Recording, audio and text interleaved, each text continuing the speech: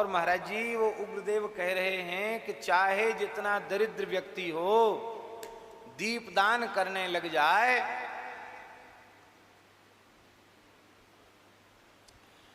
चाहे जितना दरिद्र व्यक्ति हो दीपदान करने लग जाए तो फिर उसकी दरिद्रता नहीं रह जाएगी।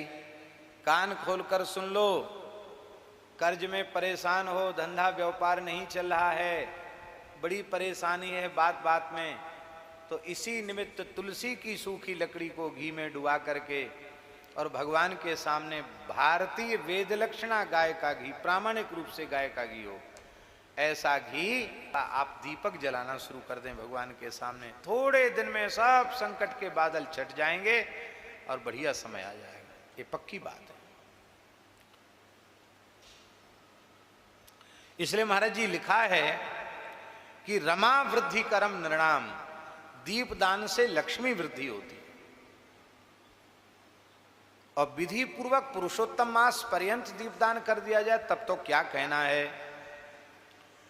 वेदोक्त जितने कर्म हैं, वेदोक्त जितने दान हैं, वो सबका पुण्य एक साथ मिला दिया जाए और पुरुषोत्तम मास में एक बार श्रद्धा पूर्वक दीपदान कर दिया जाए तो पुरुषोत्तम मास के दीपदान के 16वें अंश की बराबरी वे सारे शुभ कर्म दान पुण्य आदि मिलकर नहीं कर सकते। इतनी महिमा इस महीने में दीपदान की है। संपूर्ण तीर्थों में स्नान कर ले, संपूर्ण शास्त्रों का मूल पारायण कर ले तो भी पुरुषोत्तम दीपस्य कलाम नारहंति षोडशी, पुरुषोत्तम मास में दीपदान की 16वीं कला की बराबरी नहीं होगी।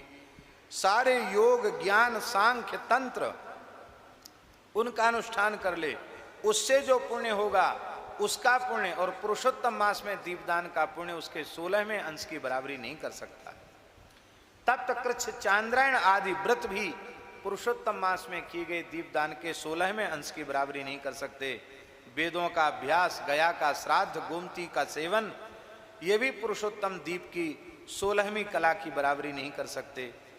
हजारों सूर्य ग्रहण, चंद्र ग्रहण, व्यतिपात, उनके समय जो दान पुण्य किया जाता है उसका पुण्य एक और पुरुषोत्तम मास में श्रद्धा पूर्वक किए गए दीपदान का पुण्य एक और 16वें अंश की बराबरी नहीं कर सकता है। महाराज कितने श्लोक हैं, कला नारहंति षोडशीम, कलाम नारहंति षोडशीम, बड़ी भारी महिमा। कुरुक्षेत्र, दंडकारण्य आदि सब पवित्र क्षेत्रों में घूम के आवे और पुरुषोत्तम मास में एक बार भी प्रेम से दीपदान कर ले तो भी उसकी बराबरी नहीं हो सकती। इसलिए हे मणिग्रीव, ये बड़ी गुप्त बात थी पर हमने तुमको बता दी क्योंकि तुमने हमारे प्राण बचाए तो हमें तुम्हें कुछ न कुछ तो देना चाहिए, इसलिए हम यही तुमको दे करके जा रहे हैं। तुम प्रेम से दीपदान करो। और महाराज जी लिखा, बंध्या स्त्री दीपदान करे पुरुषोत्तम भगवान के निमित्त पूरे महीना विधि पूर्वक, उसे पुत्र की प्राप्ति होगी। भ्रष्ट राज्य वाले को राज्य मिल जाएगा, जो चाहोगे सो हो जाएगा। कोई विवाह के योग्य कन्या पूरे पुरुषोत्तम मास का व्रत करे और प्रतिदिन भगवान, ये भी लिखा है।